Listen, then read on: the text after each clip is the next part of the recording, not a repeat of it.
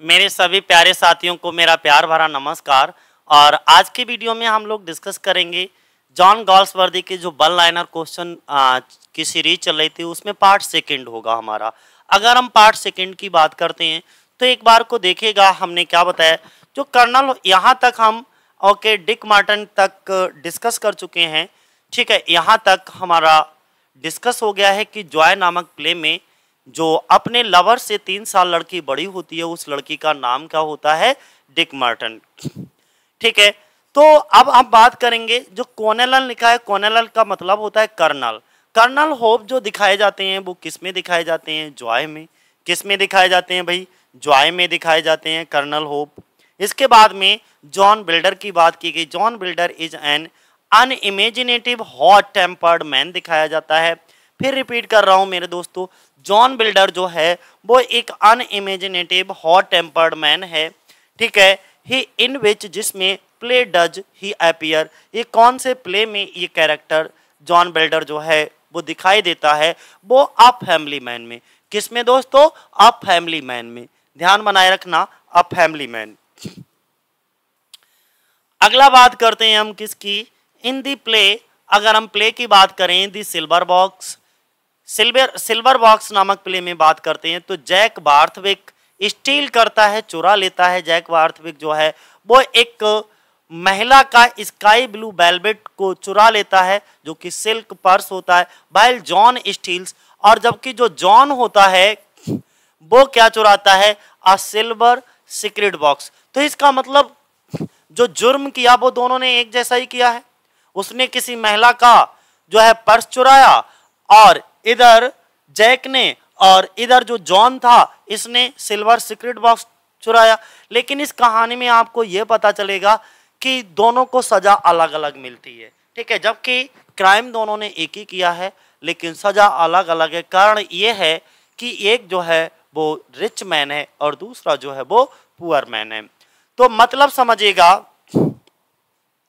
Play है एक silver box जिसमें जैक बार्थविक ने क्या किया है, एक महिला का आसमानी नीला मखमली रेशम का पर्स चुराया, जबकि जॉन ने एक चांदी के सिगरेट का डिब्बा चुराया। तो किसकी बात कर रहे हैं हम लोग, सिल्वर बॉक्स की बात कर रहे हैं दोस्तों। किसकी बात कर रहे हैं, सिल्वर बॉक्स की, ठीक है।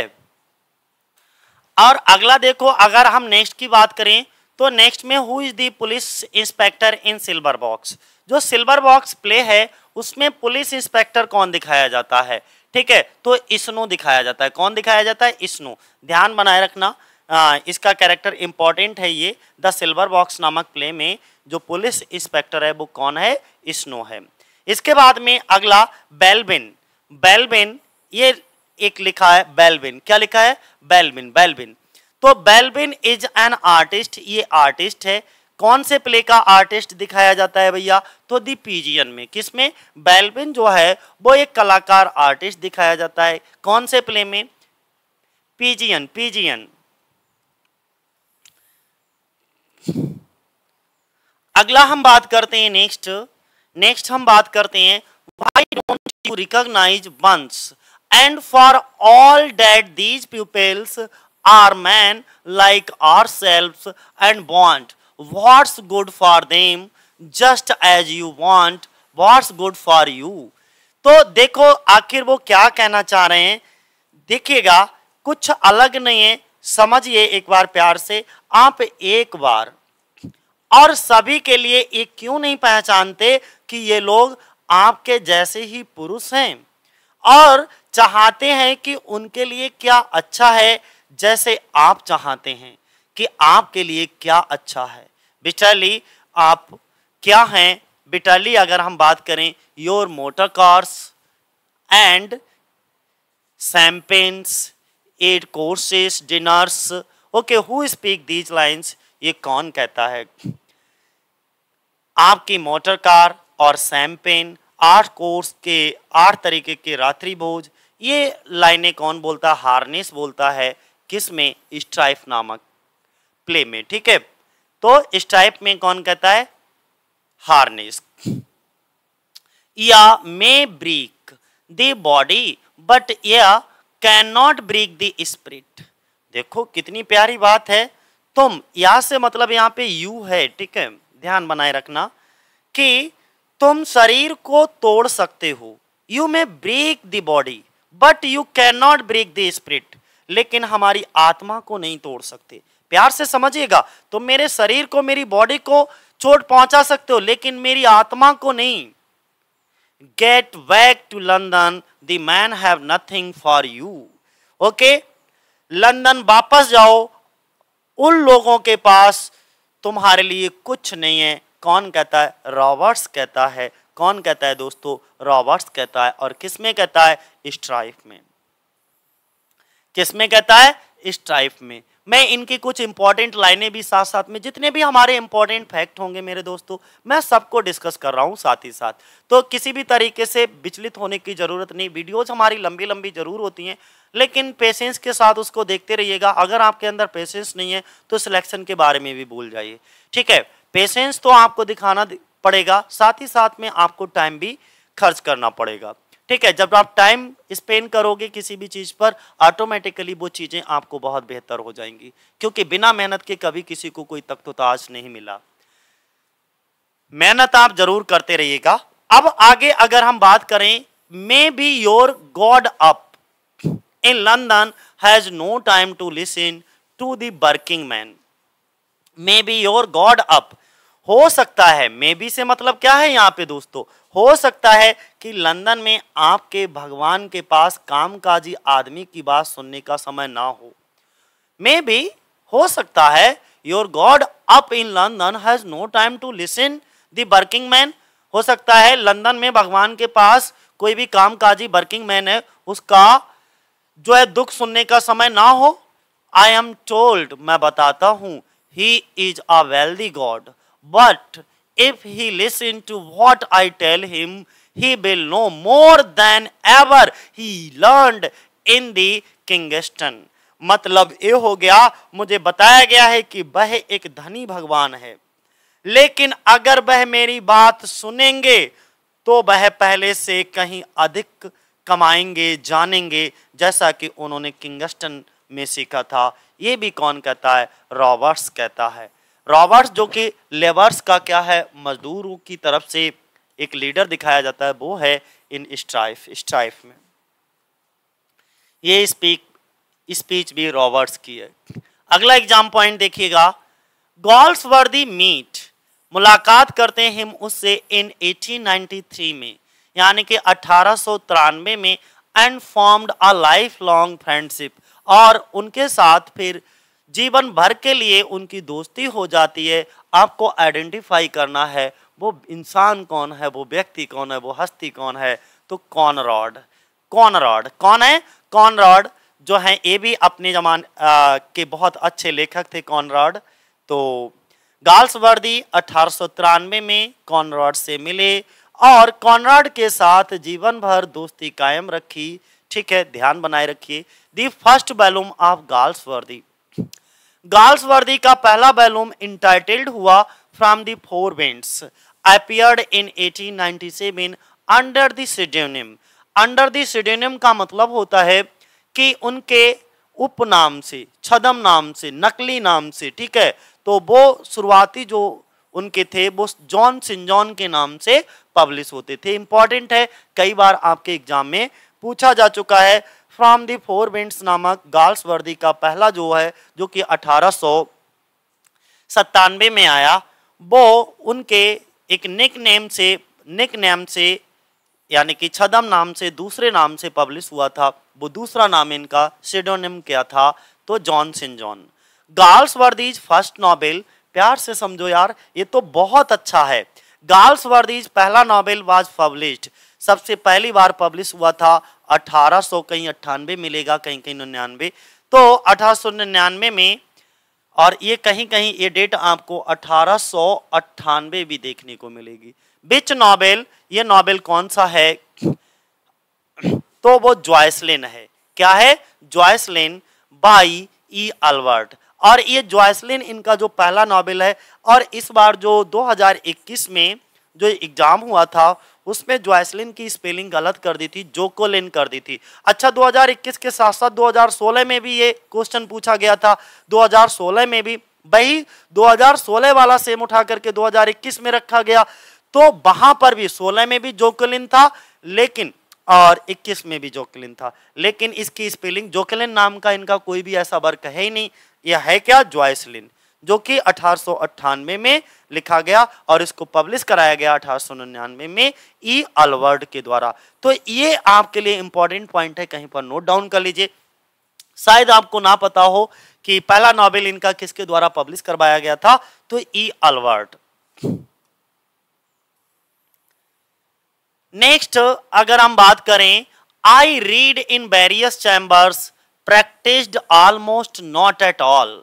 मैंने बहुत सारे चैम्बर्स में गया लेकिन प्रैक्टिस हमने कहीं नहीं की। मैंने विभिन्न चैम्बर्स में जो है एंट्री की, बहुत सारे चैम्बर्स में स्टडी किया, लगभग बिल्कुल भी, लेकिन एक भी चैम्बर में मैंने प्रैक्टिस्ड का मतलब अभ्यास, ऑलमोस्ट नॉट एट ऑल, और लेकिन किसी भी चैम्बर में मैंने कोई भी अभ्यास नहीं किया, कोई भी प्रैक्टिस नहीं की लॉ की, क्योंकि जॉन गॉल्सवर्दी ने लॉ किया था और लॉ की कहीं पर भी कोई किसी तरीके से प्रैक्टिस नहीं की। And disliked by my profession thoroughly, और मैं अपने प्रोफेशन को, मैं अपने व्यवसाय को पूरी तरीके से डिसलाइक करता हूँ। I don't like my profession. Okay, ऐसा कहने वाला व्यक्ति एक ही व्यक्ति था, जॉन गॉल्सवर्दी। जॉन गॉल्सवर्दी को अपना लॉ का प्रोफेशन, जो लॉ किया था, वकालत का प्रोफेशन, इन्हें बिल्कुल भी अच्छा नहीं लगता था। ठीक है, तो इतना क्लियर आ गया। अपने पेशे को पूरी तरीके से नापसंद करने वाला व्यक्ति कौन थे? गॉल्सवर्दी थे। 1 it and you will oblige me। जला दो इसको, मुझ पर एहसान करोगे, तुम मुझ पे एहसान करोगे। About which does Galsworthy talk here. यहां जॉन गॉल्सवर्दी किसकी बात कर रहे हैं? इसे जला दो, तुम मुझ पर एक उपकार करोगे, तुम मुझ पर एक एहसान करोगे। Which does, about which does Galsworthy talk here. यहां पर किसके बारे में जॉन गॉल्सवर्दी बात कर रहे हैं? तो भैया अपने फ्रॉम द फोर विंड्स के बारे में बात कर रहे हैं। उससे कह रहे हैं फ्रॉम द फोर विंड्स, जो इनका वर्क था उसके लिए कह रहे हैं बर्न इट। तो जो इट प्रोनाउन है यहां पर वो फ्रॉम द फोर विंड्स के लिए ही यूज किया गया है। 1 it यानी कि इस वर्क को जला दो, और जब आप इसको जला दोगे तो यू विल ओब्लाइज मी, तुम मुझ पर ये बहुत बड़ा उपकार कर दोगे। अगला, the first work that earned Galsworthy was a Nobel, identify it. अब आपको बताना है उनका पहला वर्क जिसने गॉल्सवर्दी को अर्जित किया, यानी कि the first work that earned Galsworthy okay by the Nobel, identify island Pharisees. वो क्या था इनका? आइलैंड फारसीज। आइलैंड फारसीज ही इनका एक ऐसा था जो कि इनके खुद के नाम से शायद पब्लिश हुआ। ठीक है, अर्न्ड हिज ओन नेम, तो गॉल्सवर्दी, और आइलैंड फारसीज के साथ ही साथ इन्होंने अपने निक नाम को क्या कर दिया था? Tata bye bye goodbye बोल दिया था। ठीक है, यानी कि जॉनसन जॉन को। जब जॉनसन जॉन को गुड बाय बोला, ये जो आइलैंड फारसीज थी ये इनके खुद के नाम से पब्लिश हुई थी। ठीक है, 1904 में। कब हुई थी? 1904 में। ये भी ध्यान बनाए रखना। चलो नेक्स्ट देखो, द आइलैंड फारसीज। अगर हम आइलैंड फारसीज की बात करें तो holds up a picture of the wealthy class, जिसमें picture of the wealthy class बहुत रूलिंग दिखाया जाता है। मतलब ये हुआ, जो आइलैंड फारसीज की मैं बात कर रहा हूँ, ठीक है, उसमें धनी वर्ग के शासक होने की तस्वीर को पेश किया जाता है। जो भी आपका वेल्दी क्लास होता है, धनी वर्ग होता है, वो रूलिंग करता है, यानी कि शासन करता हुआ दिखाया जाता है। किसके ऊपर? किसके ऊपर? Over the poor class and जो फैटनिंग होते हैं उनके ऊपर यहाँ पर दिखाया जाता है। गरीब वर्ग पर शासन करना और उन्हें बढ़ावा देना। फिर रिपीट करता हूँ, आइलैंड फारसीज ने धनी वर्ग के शासक होने की तस्वीर को पेश की है। ये क्या करते थे? गरीब वर्ग पर शासन करना और उनको बढ़ावा देना, इसमें दिखाया गया है। किसमें? आइलैंड फारसीज में। आइलैंड फारसीज को पढ़ोगे तब आपको और बेहतरीन चीजें समझ आएंगी। ठीक है, अगला, दी फर्स्ट प्ले, इनका सबसे पहला play that made Galsworthy famous, जिसने जो है गॉल्सवर्दी को प्रसिद्ध कर दिया। एज आ प्ले राइट के रूप में, नाटककार के रूप में, वो इनका पहला प्ले कौन सा था? सिल्वर बॉक्स था। देखो सिल्वर बॉक्स और सिल्वर स्पून दोनों में डिफरेंस ध्यान बनाए रखना। सिल्वर बॉक्स इनका क्या है? ये एक प्ले है, लेकिन इनका एक सिल्वर स्पून करके भी है, और सिल्वर स्पून जो है वो इनका क्या है? नोबेल है। ध्यान बनाए रखना, क्या है दोस्तों? नोबेल है। तो कंफ्यूज नहीं होना सिल्वर बॉक्स में और सिल्वर स्पून में। सिल्वर बॉक्स इनका प्ले है, लेकिन अगर हम सिल्वर स्पून की बात करें तो इनका क्या है? वो नोबेल है। गॉल्सवर्दीज रिप्यूटेशन, गॉल्सवर्दी की जो रिप्यूटेशन थी एज अ नॉवलिस्ट, एक उपन्यासकार के रूप में बाज एस्टैब्लिश्ड हुई बाई, और किसके द्वारा एस्टैब्लिश हुई थी? तो फोरसाइट सागा के द्वारा। किसके द्वारा दोस्तों? फोरसाइट सागा, जिसमें 3 नोबेल और 2 इंटरल्यूड थे, और ये फाइनली जो पब्लिश हुई थी वो 1922 में पब्लिश हुई थी, और इसी वर्क के लिए इनको 1932 में नोबेल प्राइज दिया गया था, और 1933 में इनकी मृत्यु हो गई। ध्यान बनाए रखना सारी चीजें। चलो देखते हैं अगला, जरा समझो इसमें जो बात हम कह रहे थे। दी फोरसाइट सागा इंक्लूड करता है, जिसमें दी मैन ऑफ प्रॉपर्टी 1906 में आया, ये इनका क्या है? नोबेल है। ठीक है, इसके बाद इन चांसरी 1920 में आया, ठीक है, और ये भी इनका नोबेल है। टू लेट 1921 में आया, ठीक है, ये भी इनका नोबेल है। ये तीनों नोबेल हैं। अब इसके बाद में इसमें 2 इंटरल्यूड थे, ओके, और वो 2 इंटरल्यूड कौन से थे इसमें? तो वो दोनों इंटरल्यूड के नाम बताना है। तो पहला Indian summer of a Forsyte tales, क्या है? Indian summer of a Forsyte tales, और दूसरा इंटरल्यूड का नाम था अवेकनिंग। तो ये 2 इसमें क्या थे? आपके इंटरल्यूड थे। ठीक है,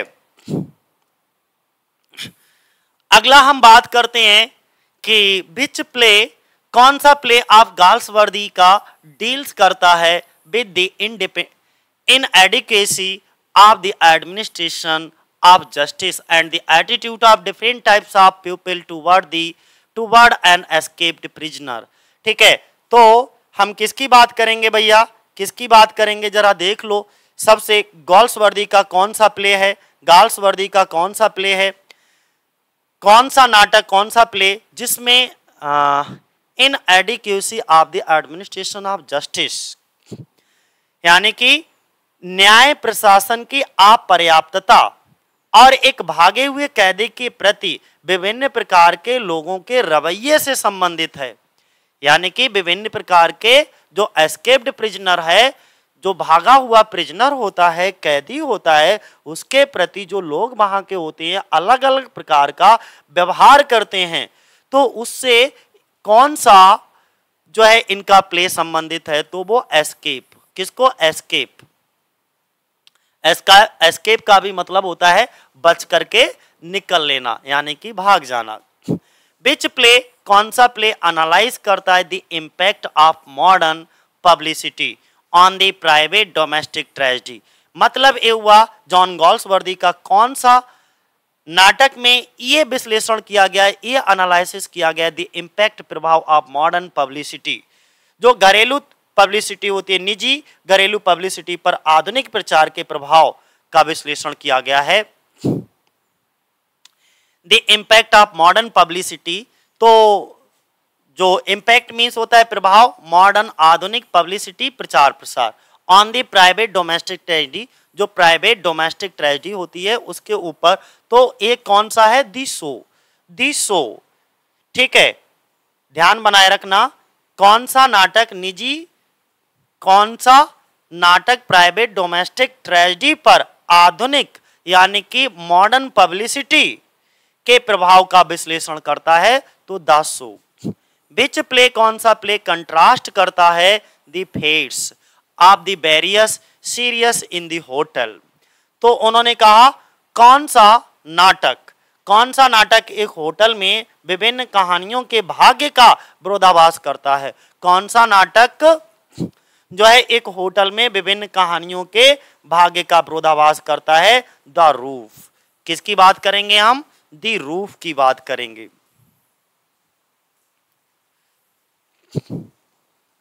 अगला देखो, literature it is its own reward. Literature क्या है? Is its own reward, who said, ये किसने कहा? गाल्सवर्दी ने कहा। देखो ये most and most important quotation है, मोस्ट इंपॉर्टेंट कोटेशन है दोस्तों, ध्यान बनाए रखना। जो लिटरेचर जो है वो खुद में क्या है? एक रिवार्ड है, एक पुरस्कार है। ठीक है, गाल्सवर्दी के द्वारा कहा गया, जब इनको नोबेल प्राइज लेने के लिए बुलाया गया तब इन्होंने इस स्टेटमेंट को बोला था। अगला, द ईयर, वो साल, इन विच, जिसमें गाल्सवर्दीज फादर, गाल्सवर्दी के पिताजी, डाइड, मृत्यु हो जाती है गाल्सवर्दी के पिताजी की, बाज also the year of the publication, also the year of the publication the island Pharisees find out the year, उसी साल इनका, इनके खुद के नाम से आइलैंड फारसीज वर्क जो है पब्लिश हुआ था, वो साल बताना है। इसी साल देखो, इस साल दो घटनाएं घटी, इसी साल इनका आइलैंड फारसी जो है पब्लिश हुआ और उसी साल जॉन गाल्सवर्दी के पिताजी की मृत्यु हो गई, वो साल थी 1904। तो 1904 की ये दोनों घटनाएं इंपॉर्टेंट हैं, दोनों घटनाओं को आपको ध्यान बनाए रखना है। A turning point in the life of Galsworthy came, देखो हर एक किसी के जीवन में कभी ना कभी कोई ना कोई तो टर्निंग पॉइंट जरूर आता है, तो जॉन गाल्सवर्दी के जीवन में भी एक टर्निंग पॉइंट था, केम इन विद पब्लिकेशन ऑफ, और किसके पब्लिकेशन से जॉन गाल्सवर्दी का जीवन पूरी तरीके से बदल गया, परिवर्तित हो गया, तो द मैन ऑफ प्रॉपर्टी 1906। यानी कि मेरे कहने का मतलब सिर्फ इतना है, द मैन ऑफ प्रॉपर्टी 1906 के प्रकाशन के साथ जॉन गाल्सवर्दी के जीवन में एक महत्वपूर्ण मोड़ आया, यानी कि चेंज हो गया, परिवर्तन हो गया। व्हाट डिड गाल्सवर्दी बिकेम इन 1921, यानी कि 1921 में जॉन गाल्सवर्दी को क्या बनाया गया था? तो president of the PEN club London, यानी कि पेन क्लब लंदन के इनको पेन क्लब लंदन का प्रेसिडेंट बनाया गया था, अध्यक्ष बनाया गया था। किसको? जॉन गाल्सवर्दी को। अब एक चीज और ध्यान रखना, एक तो 1921 डेट याद बनाए रखना, इनकी पेन का अध्यक्ष चुना गया था, इनको प्रेसिडेंट चुना गया था लंदन में। और दूसरी चीज, board was confirmed upon Galsworthy in 1929, 1929 में इनको ऑर्डर ऑफ मेरिट दिया गया था। ठीक है, इसीलिए तुमने देखा होगा इनके नाम के आगे ओम लिखा रहता है। ठीक है, और ये उन्हीं के आगे ओम लिखा हुआ मिलेगा जिनको ऑर्डर ऑफ मेरिट से नवाजा गया हो। तो जॉन गाल्सवर्दी को जो ऑर्डर ऑफ मेरिट दिया गया वो 1929 में दिया गया। अगला आपको बताना है the first play of John Galsworthy, John Galsworthy का सबसे पहला प्ले कौन सा है? दी सिल्वर बॉक्स 1906। कौन सा है? दी सिल्वर बॉक्स 1906, ध्यान बनाए रखना इसको भी। नेक्स्ट अगर हम बात करते हैं, अगला अगर हम बात करते हैं दोस्तों, तो किसकी बात करेंगे? Life's one long temptation, life's one long temptation, who said, ये किसने कहा? Galsworthy in Justice. ठीक है, गाल्सवर्दी ने कहा था, और जस्टिस में, किसमें? जस्टिस में। ध्यान बनाए रखना कि जीवन एक लंबा प्रलोभन है, लाइफ जो है वो एक लंबा टेम्पटेशन है, एक लंबा, हर लालच है, प्रलोभन है, हर किसी को इच्छा होती है कि वो बहुत लंबे समय तक जीवित रहे। ठीक है,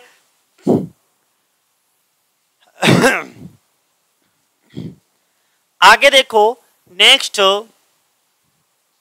उन्होंने कहा है, we live in a highly civilised age and the sight of brutal violence disturb us in a many strange way, even when we have no personal interest in the matter, but when we it inflicted on the woman whom we love, what then? मतलब ये हुआ, हम अत्यधिक सभ्य युग में रहते हैं और क्रूर हिंसा का दृश्य हमें बहुत ही अजीब तरीके से परेशान करता है। The sight of brutal violence का मतलब होता है क्रूर हिंसा का दृश्य डिस्टर्ब करता है अस हमको इन अ वेरी स्ट्रेंज वे, बहुत ज्यादा, इवन विचित्र तरीके से, even when we have no personal interest in the matter, भले ही इस मामले में हमारा कोई व्यक्तिगत हित ना हो, when but when B it inflicted on the woman whom we love, what then? लेकिन जब हम उस महिला पर हमला करते हैं जिससे हम प्यार करते हैं, तब क्या? उस महिला को ही तुम पीटते हो, हमला करते हो जिसको तुम प्यार करते हो, तब क्या। ये लाइनें कहाँ दिखती हैं? तो ये लाइनें जस्टिस में दिखती हैं। कहाँ दिखती हैं? जस्टिस में।